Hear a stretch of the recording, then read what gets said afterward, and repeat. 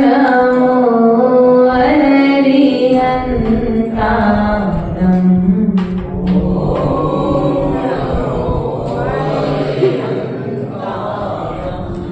ॐ नमो सिरिसिद्धारम्।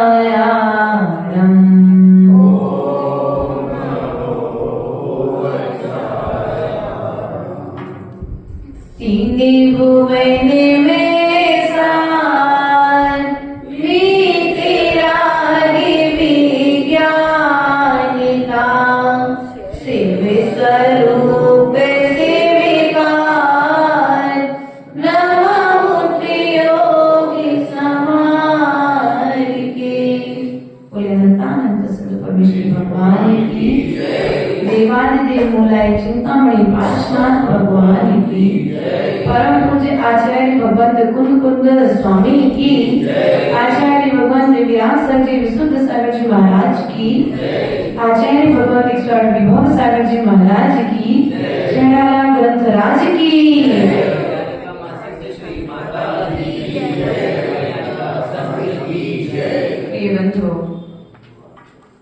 द्वादश संग मां जनवाणी के चरणों में नतमस्तक होते हुए आज अपने दिन को मंगलमय करने के लिए, मंगल आचरण से जुड़ने के लिए आज पुनः इस छेड़ा ग्रंथराज में हम सभी प्रवेश करेंगे, क्योंकि हमने आज तक सभा का मंगलाचरण तो किया है, प्रत्येक कार्य को करने के पूर्व मंगलाचरण किया है, लेकिन हमने आज तक अपने जीवन का मंगलाचरण नहीं किया है। यदि हम जीवन का मंगलाचरण करते तो शायद आज हमें इस मनुष्य पर्याय में पुनः पुनः नहीं आना पड़ता। प्रिय बंधु, आचार्य भगवंत कुंद कुंद स्वामी कहते हैं कि जिन्होंने अपने जीवन को मंगल आचरण से जोड़ लिया है, किससे जोड़ लिया है? मंगल आचरण से जोड़ लिया है, उनका जीवन सदा के लिए मंगल को देने वाला हो गया। अर्थात उनका जीवन, उनके जीवन में प्रति पल मंगलाचरण हो रहा है। अब उन्हें मंगलाचरण करने की जरूरत नहीं पड़ती है। आप बोलते हैं चत्तारी मंगल। मंगल कितने होते हैं? मंगल कितने होते हैं? चार होते हैं। चार मंगलों में अरहंतों भगवान के लिए पहला मंगल कहा, सिद्ध भगवान के लिए दूसरा मंगल कहा, और साधु के लिए तीसरा मंगल कहा, और धर्म के लिए चौथा। इसलिए प्रिय बंधुओं, यदि हमको अपने जीवन में मंगल आचरण को प्राप्त करना है तो या तो अरहंतों की शरण में जाओ, या तो सिद्धों की शरण में जाओ, या साधुओं की शरण में जाओ। और जब ये तीन तुम्हारे पास में नहीं है तो धर्म चौथा मंगल है, जो तुम्हें हर परिस्थिति में, हर समय पर तुम्हारे साथ में रहेगा। भगवान मंदिर में मिलेंगे, जिनवाणी मंदिर में मिलेगी, सिद्ध सिद्धालय में मिलेंगे, गुरु किसी कंदरा के पास में मिलेंगे। कंदरा अर्थात वृक्ष, जंगल, वन, नदी, पहाड़ आदि में मिलेंगे, गुफा में मिलेंगे। लेकिन आचार्य भगवान कहते हैं उनके पास तक पहुंचने के लिए तुम्हें पुरुषार्थ करना पड़ेगा। लेकिन धर्म एक ऐसा मंगल है कि तुम जहां बैठ जाओगे तुम्हारा जीवन मंगल हो जाएगा। क्या कर रहे हो भैया आप लोग अभी? क्या कर रहे हो भी?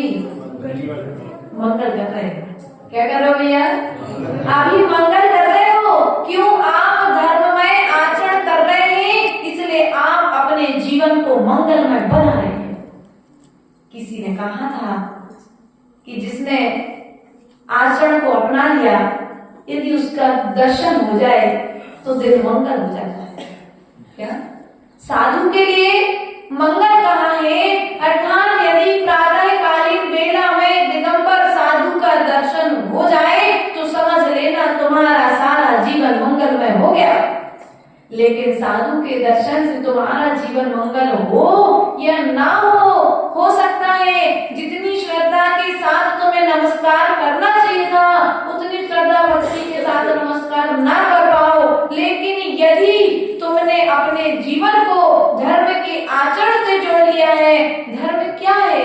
अर्थात जो तुम्हारे द्वारा हित अहित का विचार करके जो क्रियाएं की जा रही हैं वही तो धर्म है। धर्म कहीं बाहर में नहीं है, धर्म तुम्हारे भीतर में है। कहाँ पर धर्म? धर्म तुम्हारे भीतर में है, बस उस धर्म को करने की जरूरत है। अब इस धर्म का आचरण कब और कहाँ पर किया जाए भैया? धर्म का आचरण तुम जब और जहां पर करना चाहो वहां पर कर सकते हो। दिन में किया जाए कि रात में किया जाए, सुबह किया जाए कि शाम को किया जाए, कि दोपहर में किया जाए, घर पर किया जाए कि बाहर में किया जाए, इस आचरण का अर्थात धर्म का आचरण कहाँ पर किया जाए? तो आचरण भगवान कहते हैं जब धर्म घर में रहो तो घर में भी धर्म का आचरण करो, जब परिवार में रहो तो परिवार में भी धर्म का आचरण करो, जब दुकान पर रहो तब दुकान पर भी धर्म का आचरण करो। अर्थात ऐसा कोई स्थान नहीं है जहाँ पर रह करके जीव धर्म का आचरण नहीं कर सकता है। आपने रात्रि भोजन का त्याग कर दिया सरीज भैया? आप रात्रि भोजन नहीं करते, क्या कर रहे हैं आप? रात में भी आप धर्म भैया, रात में भी आप धर्म। आपके लिए सूर्य अस्त होने के बाद कह दिया जाएगा कि आपको भोजन नहीं करना है, लेकिन सूर्य अस्त होने के बाद में कुमुद चंद्र स्वामी कहते हैं हमने उद्गल के टुकड़ों के भक्षण का त्याग कराया है, लेकिन आत्मा के गुणों के आचरण का त्याग नहीं कराया। हमारा जो श्रेष्ठ आचरण है उस श्रेष्ठ आचरण को जागृत करके हमें क्या करना है? उसका पालन करके अपने जीवन को धर्ममय बनाना। और वही कला यहाँ पर पंडित दौलत राम जी यहाँ पर हमारे जीवन को मंगलमय बनाने का पुरुषार्थ कर रहे हैं। मंगलमय जीवन के लिए मिथ्यात्व के त्याग की बात कर रहे हैं। क्या करें भैया? यदि आपको अपने जीवन को मंगल करना है, मंगल करने के लिए आपको मिथ्यात्व का त्याग करना पड़ेगा। आपको अपने जीवन को मंगलमय करने के लिए मदिरा का त्याग करना पड़ेगा। आपको अपने जीवन को मंगलमय करने के लिए मांस का त्याग करना पड़ेगा। आपको अपने जीवन को मंगलमय करने के लिए मधु का त्याग करना पड़ेगा। जो अश्रेष्ठ आचरण है उन सभी अश्रेष्ठ आचरणों का त्याग जब करोगे तो आप मिथ्यात्व के त्याग के बल से आपका जीवन मंगलमय हो जाएगा। एक जगह रास्ते में लिखा था मिथ्या दृष्टि जीव की मान्यता को कि बहुत बार समझाने के बाद में भी वह देव शास्त्र गुरु की बात को नहीं मानता है। वह अपने मन का आचरण करना पसंद करता है। ऐसे ही एक स्थान पर लिखा था आगे गड्ढा है। क्या लिखा था? आगे गड्ढा है, आप साइड के रास्ते से जाइए। उसने कहा ऐसा तो सब लोग लेके ही देते हैं, ये रास्ता अच्छा है, मैं तो इसी रास्ते से, क्योंकि ब्रिज बन रहा था, आधा बना था, पूरा बना नहीं था। उसने विश्वास नहीं किया, आगे तक चला गया। अब जब आगे तक पहुंचा और आगे जाकर उसने देखा कि सच में यहाँ तो गड्ढा है, वहां साइड में लिखा था अब आई अकल ठिकाने। क्या लिखा था? अब आई अकल ठिकाने। अर्थात जब हमने आपको पूर्व में संकेत किया था कि ये गलत का इस मार्ग पर जाओगे तो आगे गड्ढा मिलेगा, तुम्हारी यात्रा में रुकावट आ सकती है, आप साइड वाला रास्ता अपना दीजिए, लेकिन जब आपने हमारी बात नहीं मानी है तो आपको रिटर्न, बस ये कुछ स्थिति हम सबको की है ना। जब आपको यहाँ पर बताया गया है कि आपको यहाँ पर आकर के 7 राज ऊपर जाने की यात्रा करना है, 7 राज नीचे जाने की यात्रा नहीं करना है, लेकिन फिर भी अश्रेष्ठ आचरण करने के बाद में जब दुख हमारे जीवन में आता है तो फिर क्या होता है, पाप करने के बाद, जब पुलिस चोरी करने के बाद, जब पुलिस हमारे घर पर आकर के खड़ी हो जाती है तो क्या होता है, मेरा कल ठिकाने। तो ध्यान रखना, आप कोई भी पाप करो, प्रत्येक पाप अपना एक सबूत साथ में रखता है। क्या? तो कितना भी छुपाओ, वो सबूत एक ना एक दिन सामने आकर के सत्य को प्रदर्शित कर देता है। इसलिए पाप करने के पहले आप एक बार विचार कर लीजिए। मिथ्यात्व का सेवन कर रहे हैं, आप सोच रहे हैं कि हम जिस मंदिर में जा रहे हैं उस मंदिर में जाते हुए मुझे कोई देख नहीं रहा है। क्या सोचते हो? मैं जिस मंदिर में जा रहा हूँ उस मंदिर में जाते हुए मुझे कोई देख नहीं रहा है।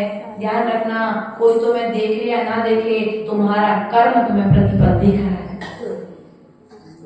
तो भैया तुम्हारा कर्म तुम्हें प्रतिफल दिख रहा है। कैमरे की निगाह से बच सकते हो, लेकिन कर्म की निगाह से बच सकते हो क्या? यदि कर्मों की निगाह से बचना है तो वह आचरण करो कि तुम्हारा कर्म भी तुम्हें श्रेष्ठ फल देने के लिए आतुर हो जाए। आपको शिकायत होती कि मेरे पिता ने मुझे संपत्ति नहीं दी, कहते ना, कुछ लोग कहते हैं कि भैया बंटवारा हुआ था सो पापा जी छोटे को ज्यादा चाहते थे या बड़े को ज्यादा चाहते थे या मंझले को ज्यादा चाहते थे तो हमें संपत्ति नहीं दी। ध्यान रखना, संपत्ति पिता ने नहीं दी, उस बेटे के श्रेष्ठ आचरण ने पिता को संपत्ति देने के लिए मजबूर कर दिया है। बेटे का श्रेष्ठ आचरण, पिता को मालूम है कि मेरी संपत्ति किसके हाथ में जाकर के सुरक्षित रहेगी, इसलिए पिता अपनी संपत्ति उसी पुत्र को देता है जो पुत्र उस संपत्ति का सदुपयोग करके धर्म मार्ग में लगा दे। उस पुत्र को नहीं देता जिस पुत्र पर पिता को विश्वास ना हो, लेकिन पुत्र क्या सोचता है, अपनी गलती को ना देख करके पिता को अपना शत्रु समझ करके उनसे लड़ाई झगड़े, बैर भाव। ध्यान रखना प्रिय बंधुओं, मिथ्यात्व का उदय यही है। यदि हमें अपने कर्म पर विश्वास है, किस पर विश्वास होना चाहिए? कर्म पर विश्वास होना चाहिए। किसकी तरह? अंजना की तरह। यदि हमें अपने कर्म पर विश्वास है, होना चाहिए, तो मनुवती की तरह होना चाहिए। भैया मनुवती की कहानी सुनी?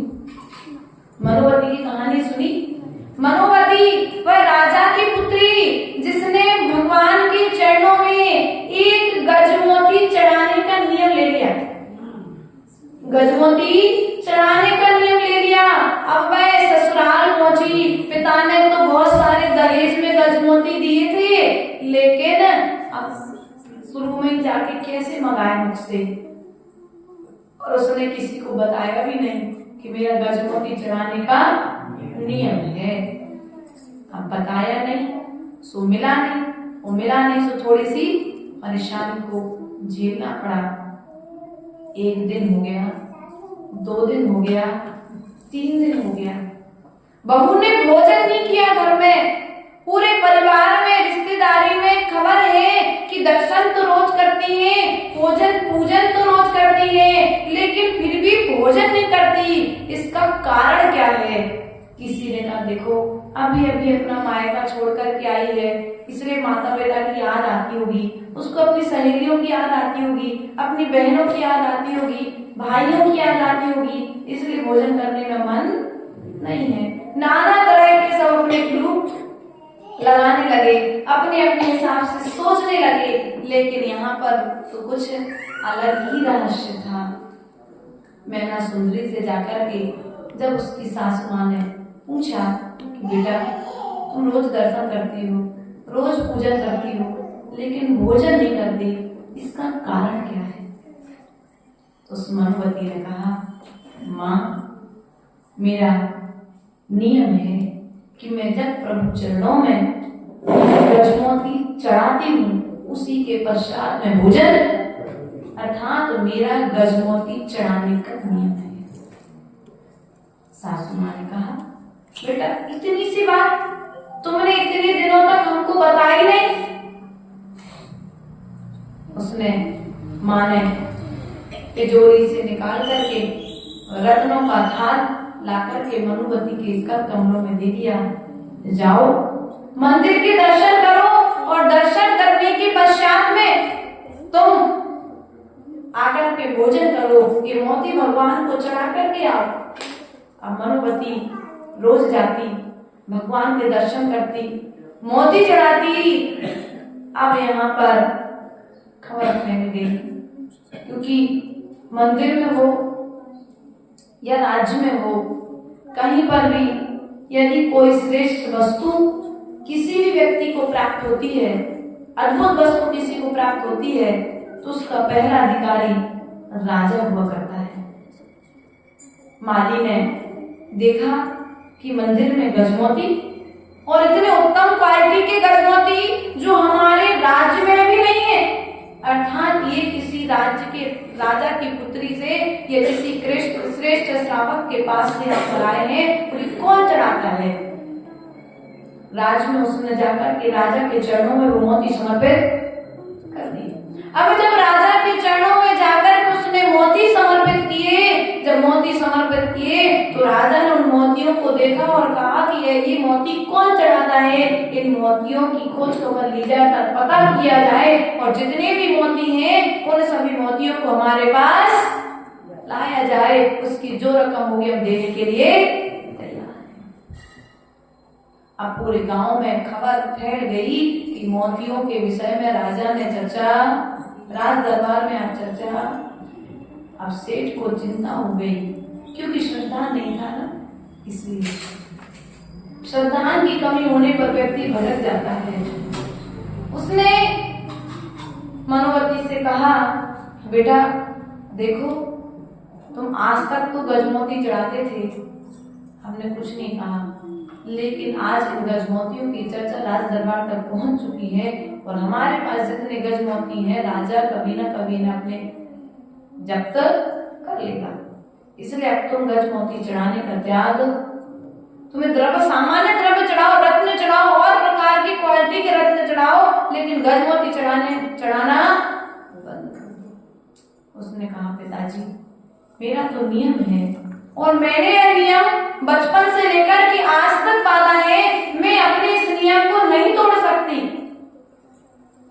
तुम नियम नहीं तोड़ सकती, तो एक काम करना। बात करते करते बहस बहुत अधिक बढ़ गई, और जब मर्यादाओं से पार जब बात होने लगी, तो फिर पिता ने कहा कि तुम मेरे राज्य से, मेरे घर पे जा सकती हो। पिता ने उस नई नवेली बहू का अपने घर से प्रस्थान कर दिया।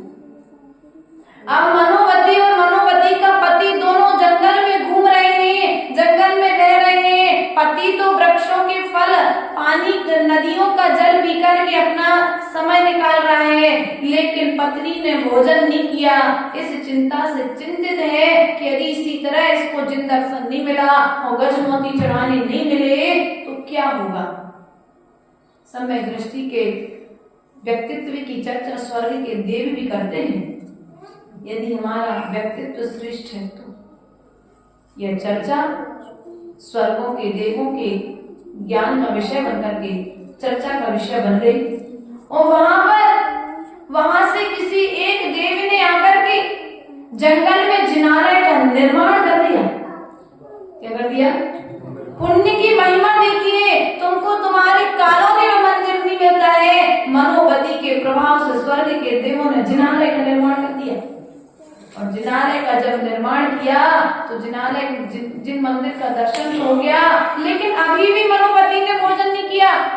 इसका कारण क्या है? तो एक देव मनुष्य वेश में आकर के उसने मनुवती के लिए रत्नों का थाल प्रदान किया, और थाल प्रदान करके मनुवती ने अपने नियम को पूर्ण कर उन वृक्षों के फल और नदियों का जल पी करके अपने जीवन को आगे बढ़ाया। और ऐसा करते करते इनका जीवन सुखमय व्यतीत होने लगा, क्योंकि जहां जिनके पास में रहने के लिए घर नहीं था, सोने के लिए बस बिस्तर नहीं था, ओढ़ने के लिए चादर नहीं था, खाने के लिए भोजन नहीं था, ऐसी विपरीत परिस्थितियों में भी मनुवती ने अपने नियम को नहीं तोड़ा, और नियम के प्रभाव से एक दिन ऐसा दिन आया कि वह जिस सास ससुर ने निकाला था उनके घर में तो भोजन करने के लिए भोजन नहीं बचा, लेकिन जो जंगल में था उसे जिनालय के जैसे उतंग महल का निर्माण हो गया। इसलिए प्रिय बंधु, अपने नियम को सदा नियम पूर्वक निभाते हो। नियम पर कभी डाउट मत करो, शंका मत करो कि मैंने ये जो नियम लिया है, अब डॉक्टर ने कहा है रात में दवाई खाना है, हमने तो माता जी से नियम लिया था तो त्याग कर दिया था, लेकिन अब ये बीमारी आ गई, अब क्या करें हम? भैया, बीमारी आई है, तुम्हारी परीक्षा लेने के लिए आई है। क्या करने के लिए आई है? परीक्षा लेने के लिए आई है, और उस परीक्षा में तुम्हें पास होना है, तुम्हें अपने नियम में दृढ़ रहना है। यदि तुम अपने नियम में दृढ़ रहे तो नियम अपना स्वयं नियम निभाएगा, तुम्हें अपना नियम निभाने की जरूरत नहीं। इसलिए प्रिय बंधुओं, ऐसे मिथ्या ज्ञान चरण अर्थात इस प्रकार से मिथ्या मान्यताओं के साथ में यदि मैंने इस नियम को निभाता रहा तो मैं मरण को प्राप्त हो जाऊंगा। ध्यान रखना, नियम को निभाने वाला कभी मरण को प्राप्त नहीं होता है, नियम को निभाने वाला सदा समाधि मरण को प्राप्त होता है। नियम को निभाने वाला नरकों में नहीं जाता है, नियम को निभाने वाला नरक की यात्रा नहीं करता है, नियम को निभाने वाला तो निरावरण होकर के, निराकार होकर के सिद्ध शिला में जाकर के विराजमान होता है। इसलिए यदि आपको अपने जीवन को मिथ्यात्व से बचाना है तो पहले अपने सम्यक्त को प्रगटाना पड़ेगा। किसको प्रगटाना पड़ेगा भैया? सम्यक्त को, अर्थात अपने श्रद्धान को, अपने विश्वास को मजबूत करना पड़ेगा। मंदिर बनाए था भैया, मिट्टी पर भी तो सीधा पत्थर डाल करके और बुरादा थोड़ा सा करके आप बना सकते थे, नींव भरने की जरूरत क्या थी? बोलो तो बात समझ में आ गई? भैया, आप बिना कोई भूमिका के, बिना कोई गड्ढा किए, बिना नींव भरे भी तो ऊपर ऊपर ढांचा खड़ा कर सकते थे ना, लेकिन आपने नींव भरी। क्यों? जिसमें कभी भी यह मंदिर गिरे ना, अर्थात भविष्य का विचार करके इस मंदिर को मजबूत बनाने के लिए आपने पहले क्या भरी? नींव भरी। क्या भरी? नींव भरी। क्या नींव भरने मात्र से, दीवारें खड़ी करने मात्र से क्या कल्याण हो जाएगा? क्या मंदिर कहलाएगा? नहीं कहलाएगा। तो आप क्या करें? इस मंदिर में भगवान को लेकर के आ गए। अब भगवान भी आ गए।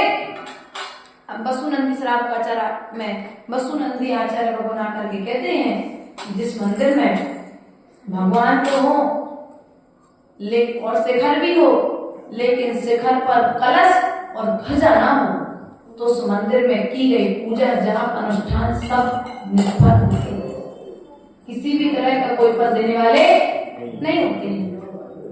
अब आपने मंदिर बना लिया, शिखर बना लिया, लेकिन ध्वजा और कलश ना चढ़ाओ तो फिर मंदिर पूरा होता है क्या? अर्थात अधूरा है मंदिर। आपने मंदिर बनाने में आपने तीन चीजों का ध्यान रखा। पहले तो नींव का ध्यान रखा, फिर मध्य में भगवान का ध्यान रखा, और ऊंचाई पर जब गए तो लास्ट में कलश का और ध्वजा का ध्यान रखा है।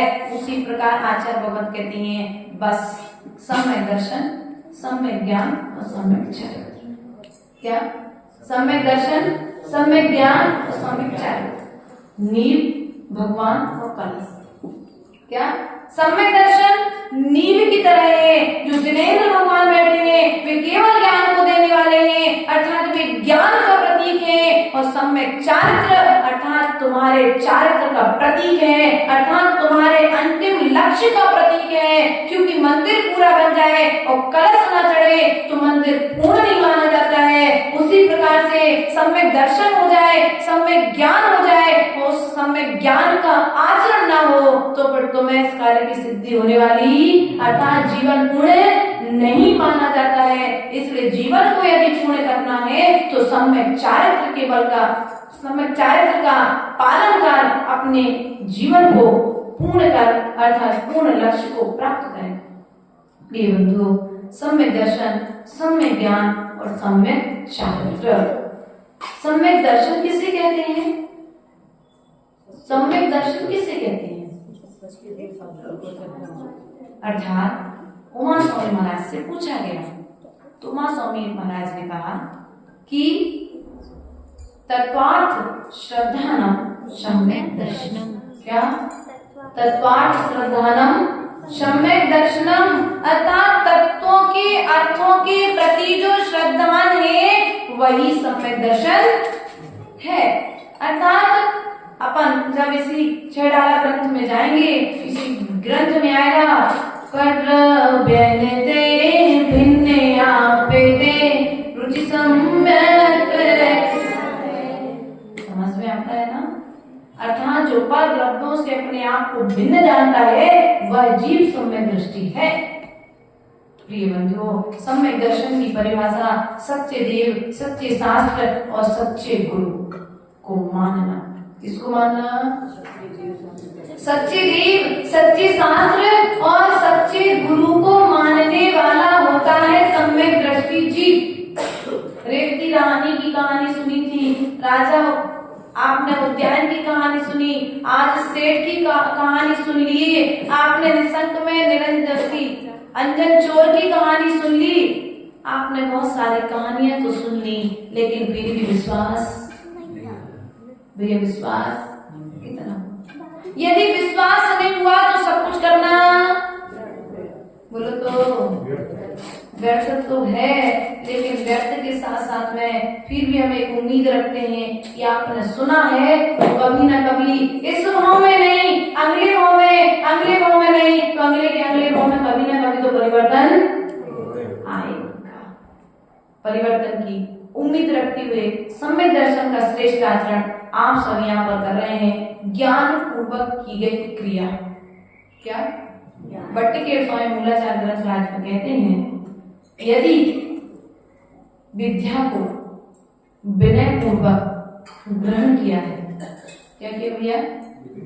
विद्या को यदि विनय पूर्वक ग्रहण किया है और क्षयोपशम के कारण, प्रमाद के कारण यदि उस ज्ञान को, उस विद्या को तुम भूल जाओगे तो विनय पूर्वक ग्रहण की गई विद्या समय आने पर तुम्हें स्मरण आ जाएगी।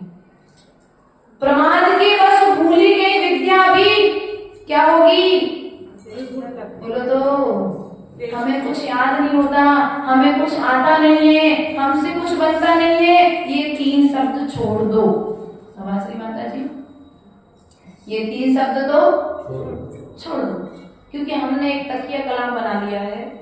हमें कुछ आता नहीं है, हमसे कुछ बनता नहीं है और हम कुछ कर नहीं सकते, ऐसा भी हम लोग कहते ना? नहीं, हम सब कुछ कर सकते हैं, हमारे अंदर सब कुछ करने की ताकत है। ऐसा कोई काम नहीं है जो हम नहीं कर सकते हैं। ऐसा सकारात्मक विचार करो और प्रत्येक कार्य को पूर्ण ईमानदारी के साथ करने का पुरुषार्थ करो। जब पूर्ण ईमानदारी के साथ प्रार्थना करना प्रारंभ करोगे तो वह कार्य तुमसे स्वतः ही हो जाएगा। लेकिन हम क्या करते हैं? ईमानदारी से कार्य को तो करते हैं, लेकिन ईमानदारी से, और जब ईमानदारी से नहीं करते हो तो फिर कार्य की सिद्धि होने वाली है क्या? नहीं है। इसलिए प्रयास और पुरुषार्थ करना है कि जो जो भी कार्य हमको करना है उस कार्य को पूर्ण ईमानदारी से करना है। उस कार्य को करने में हमें किसी भी तरह का मन में नकारात्मक विचार नहीं करना है, क्योंकि क्योंकि हमारा नकारात्मक विचार ही हमें सकारात्मक होने से रोक देता है। काले कपड़े पर बताओ नीला रंग दिखता है क्या? डार्क ब्लू कलर दिखता है क्या? लेकिन सफेद कपड़े पर उसी प्रकार से हमारे 99% भाव सकारात्मक रहे और एक भाव नकारात्मक हमारे भीतर में बैठा हुआ है कार्य को करने के प्रति, तो तुम्हारे पूरे 99% के पुरुषार्थ को वह 1% असफल कर देगा ना। इसलिए अपने विचारों को सकारात्मक करना है, अर्थात सम्यक ज्ञान पूर्वक हमें अपना आचरण करना है। तृण अर्थात चारित्र की बस मिथ्या चारित्र के वशीभूत होकर के इस जीव ने संसार में परिभ्रमण का यह है। ताते इनको तजिए सुजान, अर्थात इनको तज दीजिए। और मैं इस कथा को संक्षेप में कहूंगा, ऐसा हमने आपको बताया था। अब यहाँ पर मिथ्यात्व के भेद में एक आता है ग्रहित मिथ्यात्व और दूसरा आता है अग्रहित मिथ्यात्व। मिथ्यात्व कितने प्रकार का होता है? 2 प्रकार का। कितने प्रकार का होता है? 2 प्रकार का, ग्रहित मिथ्यात्व और आग्रहित मिथ्यात्व। आग्रहित मिथ्यात्व किसे कहते हैं? जो बिना किसी के उपदेश से होता है। पवन जी सही कह रहे हैं ना? जो बिना किसी के उपदेश से होता है वह क्या है? अग्रहित मिथ्यात्व। जो पर के उपदेश से होता है वह क्या है? ग्रहित मिथ्यात्व। कौन सा मिथ्यात्व है? ग्रहित मिथ्यात्व। अब हम लोग को किसी को कहना नहीं पड़ा कि आप उस मंदिर में जाओ या वो भगवान श्रेष्ठ है आदि आदि विवक्षा में, समझ जाइए आप लोग। बिना किसी के कहे भी हम मिथ्यात्व का सेवन अनादिकाल से करते आ रहे।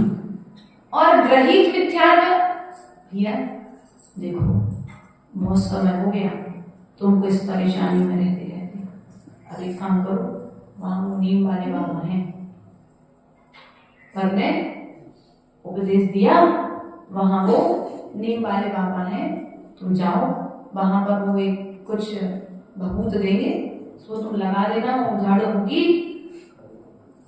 और आपने क्या किया? उनकी बात मान करके वहां पर अब क्या किया? पर के उपदेश से मिथ्यात्व का शिक्षण। अब देखो यहाँ पर मिथ्यात्व के सेवन का फल कुंद स्वामी से अष्टकरोड़ ग्रंथ में पूछा भैया तो रोंगटे खड़े हुए। भगवान ने कहा कि जो जीव एक बार मिथ्यात्व का सेवन करता है, सेवन अर्थात नमस्कार करना, नमस्कार अर्थात आचरण करना, आचरण के साथ साथ उन क्रियाओं को करने लग जाना। जो मिथ्यात्व का एक बार जीवन में सेवन करता है, मिथ्यात्व को नमस्कार करता है, मिथ्यात्व का आचरण करता है, उसे 1,00,000 वेश्याओं के भोगने का क्या कहा?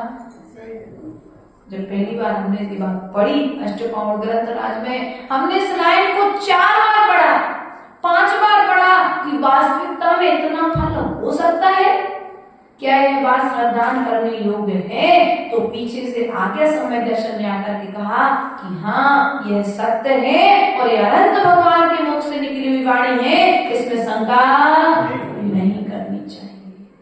इसलिए हम भी आपसे ऐसा कहना चाहेंगे, आपने श्रेष्ठ कुल में जन्म लिया है, श्रेष्ठ कुल के सेवक हैं आप, महावीर भगवान के कुल में आपने जन्म लिया है। कौन से कुल के हो भैया? बोलो तो।